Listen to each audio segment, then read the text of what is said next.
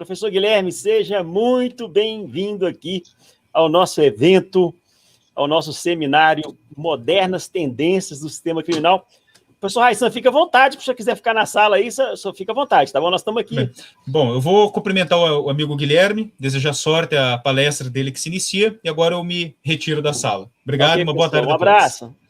Professor Guilherme, seja muito bem-vindo, a palavra do senhor. Muitíssimo obrigado, professor. Me ouvem bem? Estou sendo bem ouvido? Perfeito. Pode ir tranquilo. Maravilha.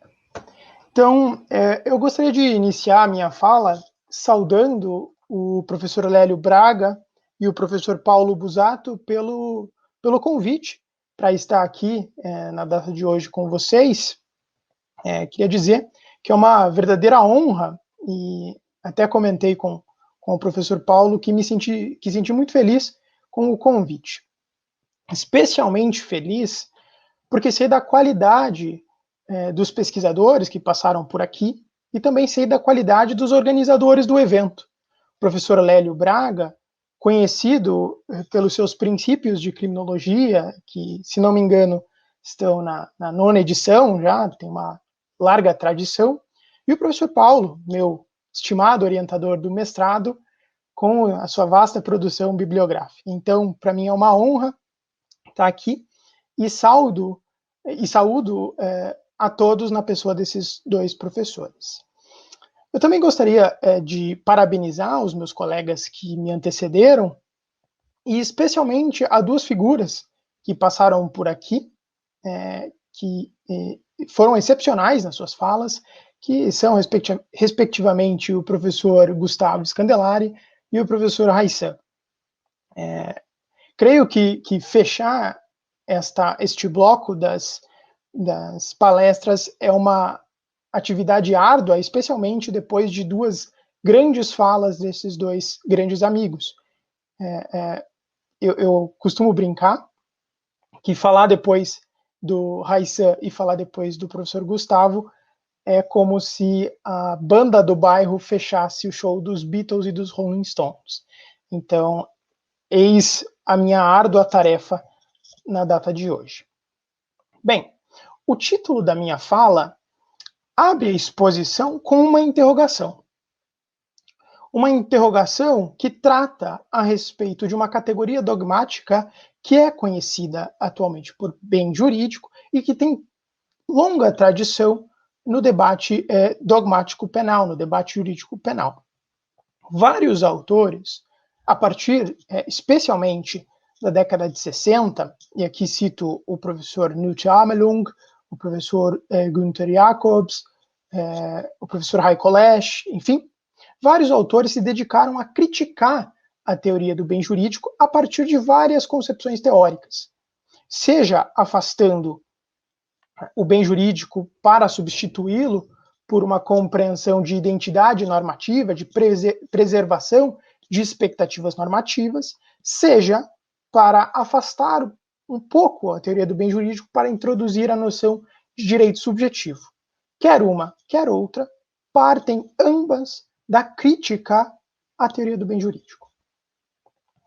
A minha fala, portanto, ela vai passar pelo exame de alguns argumentos a respeito de ambas as concepções, dessas concepções críticas, para verificar se nelas há algo que de fato atinja as estruturas, abale as estruturas da concepção de bem jurídico. Algumas delas, e é bom que se diga, eu vou acolher no meu discurso porque são absolutamente pertinentes. Mas a questão central não está precisamente no fato de que essas críticas sejam pertinentes, porque várias são. A questão central é a conclusão a que chegam esses pensadores. A teoria do bem jurídico deve ser afastada para ser substituída por uma noção de identidade normativa? Ou do direito subjetivo? Ou, a partir destas críticas, nós podemos fazer correções de rota da concepção de bem jurídico para aperfeiçoá-la e amoldá-la dentro do nosso sistema jurídico. Então, essa é a questão que eu me proponho a debater aqui com os senhores e com as senhoras no dia de hoje.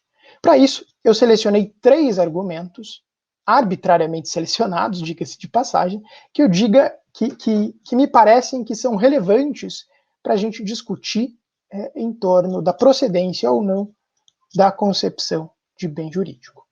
Após a exposição desses 3 argumentos, eu pretendo apresentar a minha própria concepção, que eu tomo emprestado igualmente do professor Vives Anton e do professor Martínez Juan Pérez, para tentar amoldar essas críticas a uma concepção bem delimitada de bem jurídico. Então, o primeiro argumento que eu gostaria de trabalhar com os senhores e com as senhoras diz respeito a que o bem jurídico não serve porque ele se presta a um papel antidemocrático dentro da teoria do delito. Em um primeiro momento, este argumento pode até chocar quem não se dedica ao estudo do bem jurídico, até porque o bem jurídico nasce como uma forma de limitação da atividade do Estado que pautava suas criminalizações a partir de aspectos da moral, da religião, enfim, não havia algo delimitado no ordenamento jurídico e algo que pudesse segurar um pouco a intervenção penal sobre os indivíduos. Este argumento do viés antidemocrático, ele é em parte procedente. Ele nasce na verdade, ele ganha força com o julgamento ocorrido na Alemanha pelo Tribunal Constitucional da Alemanha em 2008, em que se julgava a constitucionalidade do crime de incesto. Os argumentos eram variados. De um lado, apontava-se a inexistência de um bem jurídico e, portanto, este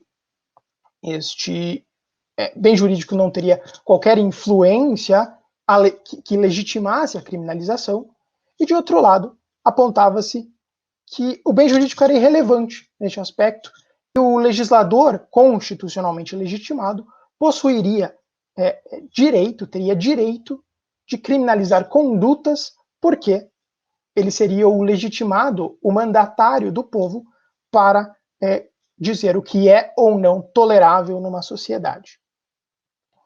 Este argumento, ele também parte da ideia de que o legislador é o único legitimado e não pode ser limitado por pesquisadores, por professores que estejam atrás de suas escrivaninhas e que nunca tenham recebido um voto popular sequer.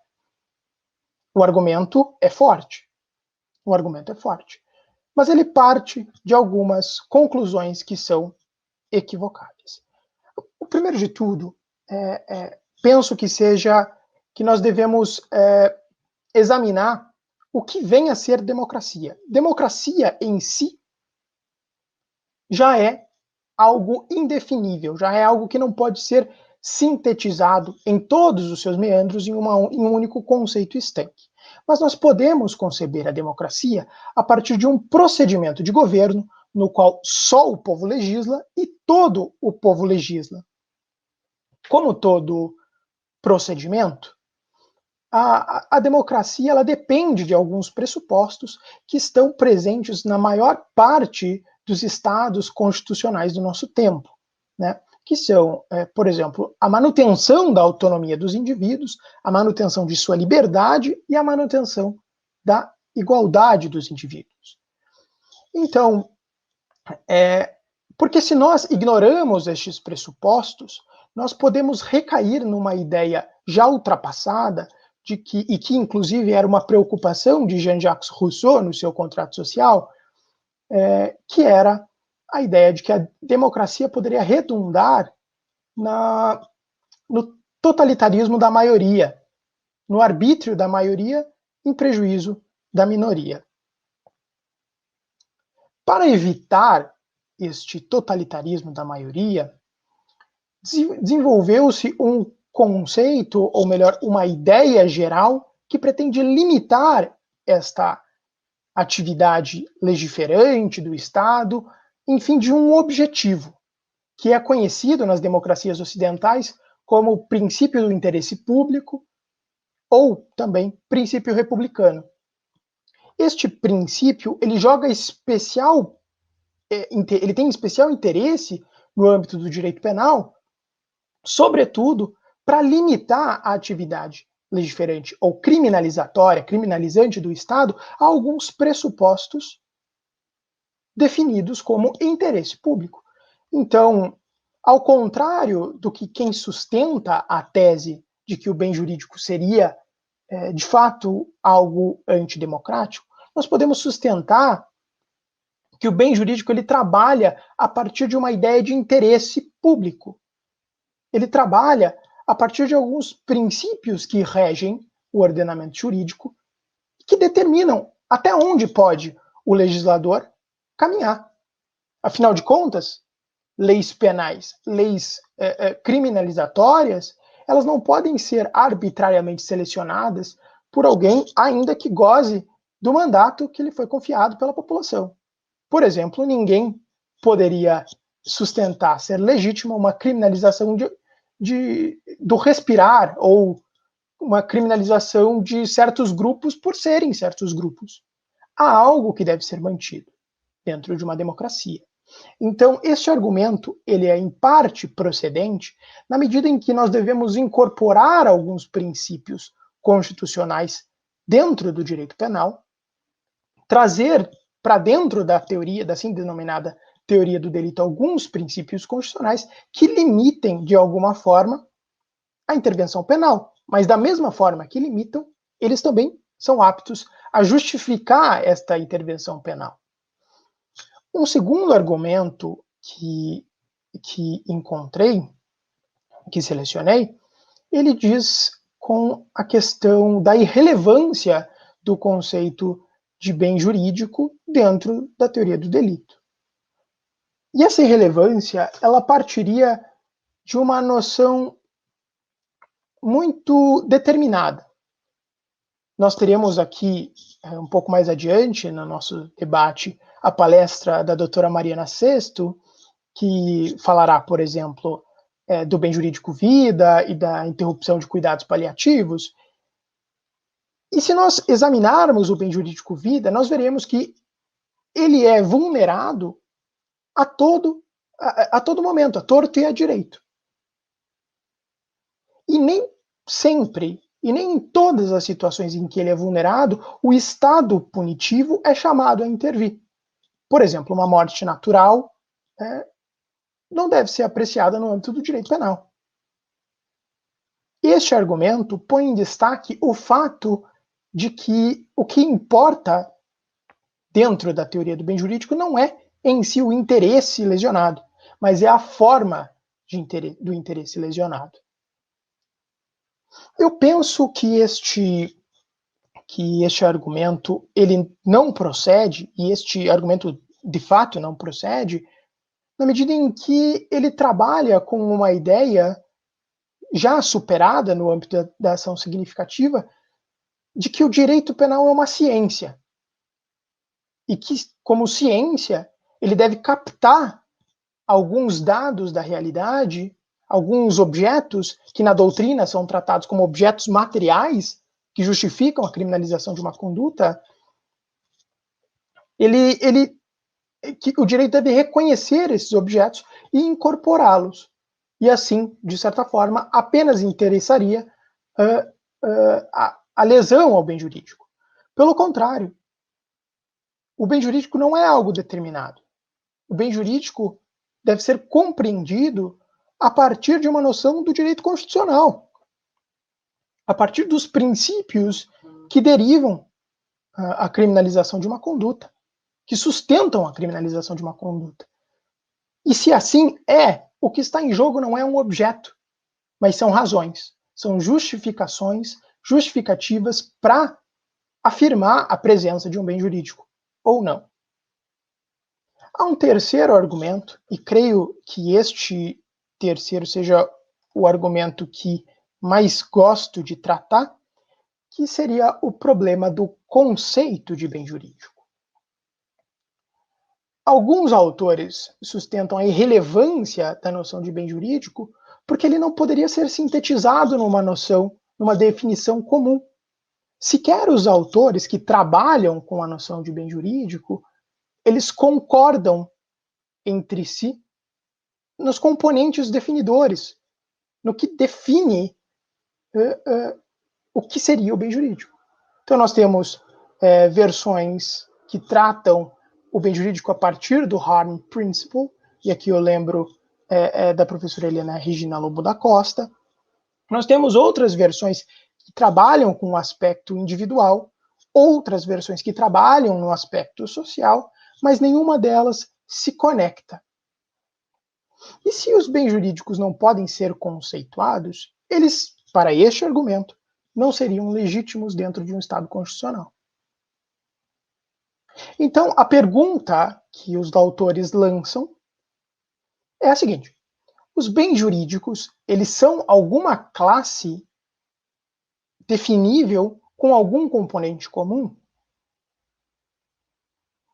Há algo que o operador do direito, visualizando um fato da vida, ele possa realizar uma subsunção automática entre uma realidade e o conceito de bem jurídico? Esse argumento ele parte de um equívoco, digamos, conceitual.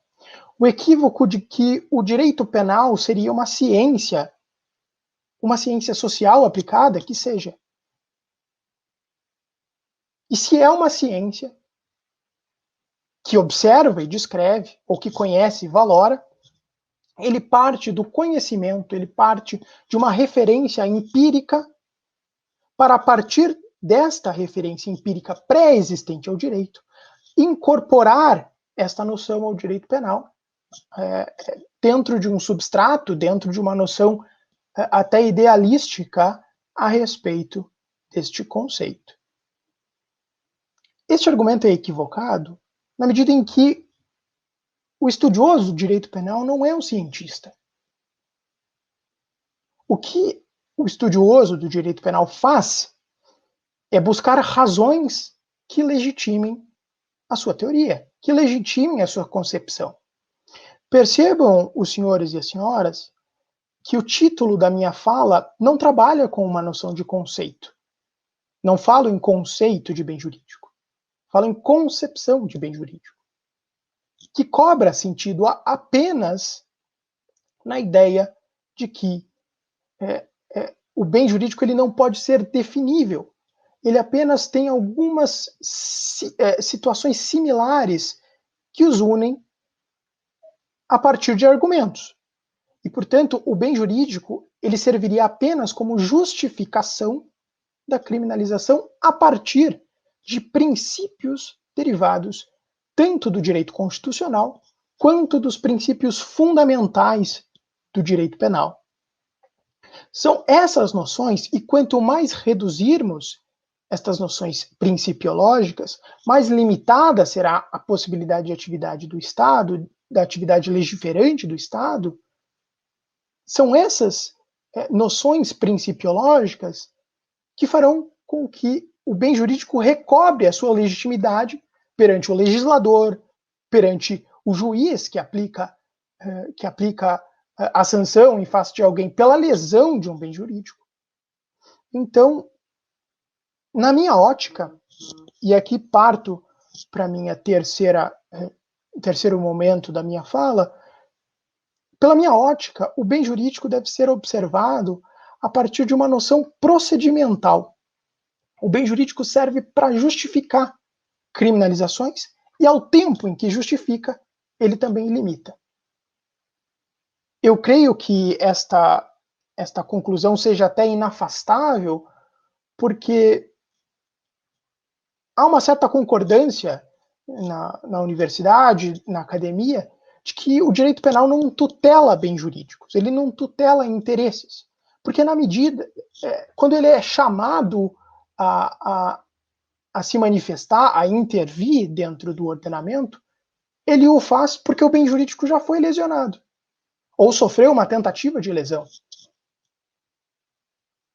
E se isso é assim, o que o bem jurídico faz, ao contrário de limitar a atividade do Estado, o que ele faz é justificar a intervenção penal. Se isso é assim, nós não podemos trabalhar com uma ideia de objeto material de uma conduta. Nós temos que trabalhar a partir de uma noção de justificação da intervenção penal. Por isso, e de acordo com o que se disse aqui, o bem jurídico ele deve ser visto a partir de um conjunto de razões que justificam a intervenção penal baseadas em princípios constitucionais, a partir daquelas noções limitadoras, aqueles pressupostos limitadores da democracia, autonomia, liberdade, igualdade. E ao mesmo tempo que ele serve de justificativa, ele também serve como limitação a uma intervenção desrespeitosa aos direitos fundamentais, aos princípios que regem o nosso Estado de direito. E isso é fundamental, porque ao contrário do que sustentam aqueles autores que defendem a ideia de que o bem jurídico seria desprezível por ser antidemocrático, a democracia ela só cobra sentido a partir de quando são destinadas razões a criminalizações. A atividade do Estado, seja no âmbito do direito penal, seja no âmbito de intervenção na liberdade das pessoas, só cobra sentido a partir de razões. O que interessa não é, portanto, se o bem jurídico ele foi de fato lesionado, mas são as razões pelas quais nós criminalizamos uma conduta. E isso já sabem os constitucionalistas há muito tempo. O princípio que trato como sendo o princípio de ofensividade, ou também conhecido como de exclusiva proteção de bens jurídicos, ele deriva de uma noção mais ampla, que é a proporcionalidade. Ele é um primeiro momento lógico desta noção de proporcionalidade. E se ele está vinculado a essa noção de proporcionalidade, ele se relaciona igualmente com os limites, e aqui os limites penais, que são atribuíveis aos nossos direitos, às nossas garantias, às nossas liberdades individuais e até mesmo coletivas previstas constitucionalmente. A noção que adoto, que é a noção de um bem jurídico justificador, uma noção procedimental de bem jurídico, não é uma realidade fenomênica. Ele não é um objeto que se extrai do mundo, como eu disse. Sequer é um objeto idealístico. O bem jurídico ele não pode ser capturado pelo legislador penal para ser introduzido na dogmática. Pensar isso é incorrer num equívoco evidente, porque não há objeto, ainda que seja ideal a ser delimitado pelo tipo. O que existe dentro do bem jurídico, da concepção e não de um conceito, são razões de criminalização, seja primária, seja secundária. E se sustentamos isso, e se sustentarmos que o bem jurídico é um objeto, nós recairemos na crítica dos opositores à teoria do bem jurídico, que eu já expus anteriormente. Porque não há como delimitar quais são as características objetivas da teoria do bem jurídico, porque, como já vimos, não há conceito, mas uma concepção de bem jurídico.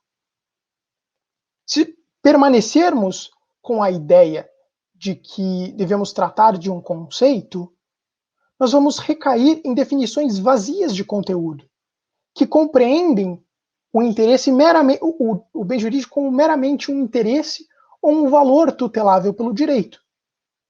E isso não é assim. As coisas não funcionam assim.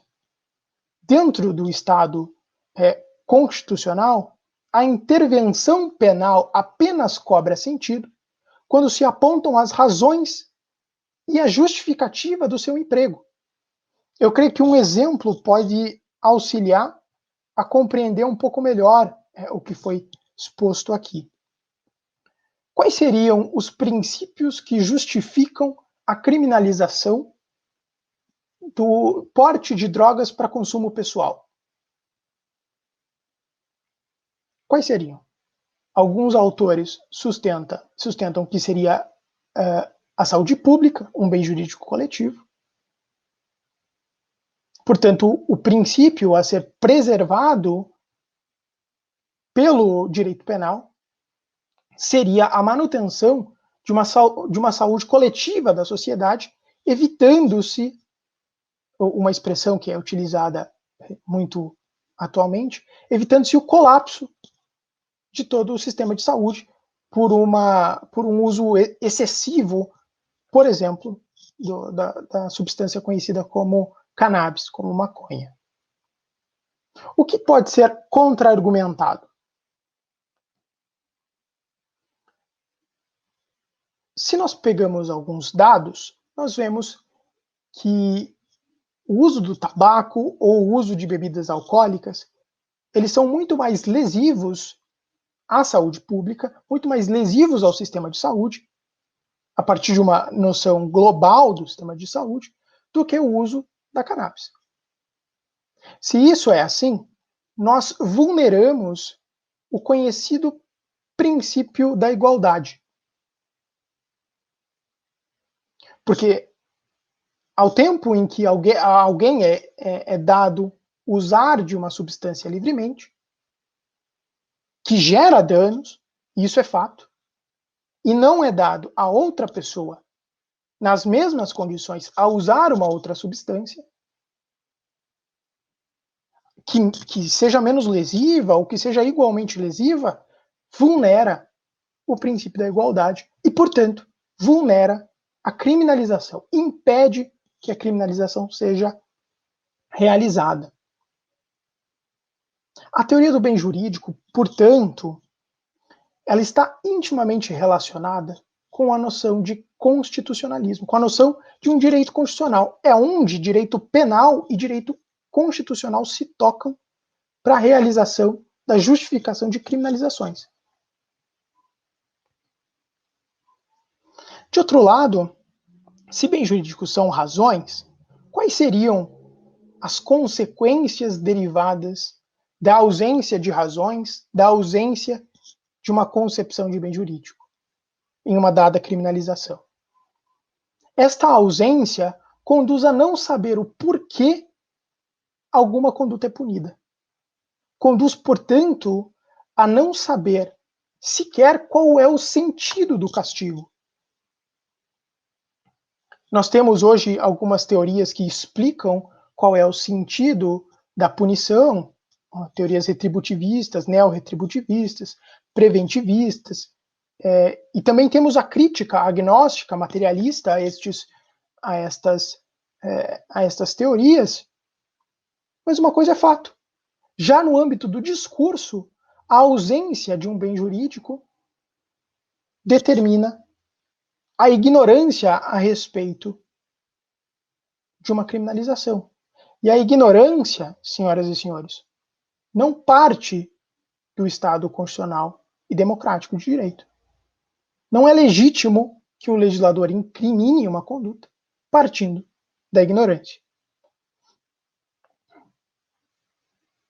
Portanto, e aqui eu creio que já me encaminhei para o encerramento da minha fala, o bem jurídico ele é um momento necessário de justificação da intervenção penal. A concepção de bem jurídico, portanto, ela trabalha com um diálogo que deve ser realizado, porque o direito penal não está afastado da Constituição, ele está dentro da Constituição, como várias normas de garantia e normas de incriminação o destaca. Essa concepção de bem jurídico, ela parte de um diálogo constante do tipo de ação e da Constituição. Ela serve, portanto, a concepção, para definir a extensão do contexto e do sentido das normas penais. Assim, o limite dado ao legislador não pode derivar de um conceito estanque de um objeto retirado do mundo. Mas, e isso sim, ele deriva de preceitos constitucionais e da sua tradição interpretativa. O bem jurídico, e aqui finalizo a minha fala, professor Lélio, ele serve, isso sim, para o Estado democrático de direito. Eu agradeço muito a atenção que me foi dispensada e devolvo a palavra ao professor Lélio.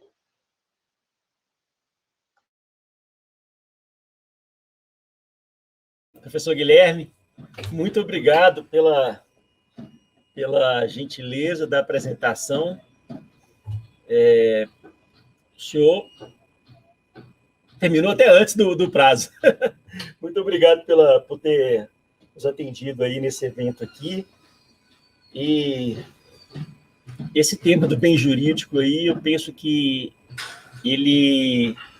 essa sua apresentação, ela vai rodar essas faculdades de direito nossas aí, Brasil todo aí, porque esse é um tema que os alunos têm dificuldade. E é um debate que deve ser enfrentado. Eu fiquei só curioso aqui. Isso é um artigo que o senhor bolou ou são anotações que o senhor está fazendo já tem mais tempo aí? Como é que o senhor podia compartilhar com a gente essa pessoa, Ana Júlia, entrar? Esta palestra, ela deriva dos meus estudos na dissertação na Universidade Federal do Paraná. Ainda são muito incipientes, mas é parte de um debate que eu quero travar, até porque eu estudo a questão da justificação material do delito de associação criminosa, e, portanto, eu parto constantemente de um diálogo entre Constituição e direito penal, e, portanto, na ideia de bem jurídico. Então, essa minha fala se justifica neste contexto do estudo no mestrado sob a orientação do professor Paulo Busato. Beleza. Muito obrigado aí por você ter compartilhado aí as suas reflexões sobre o tema. Esperamos nos encontrar em breve em outros eventos, tá bom? Eu agradeço e fico à disposição, professor. Um grande abraço de trabalho a todos. Um grande abraço.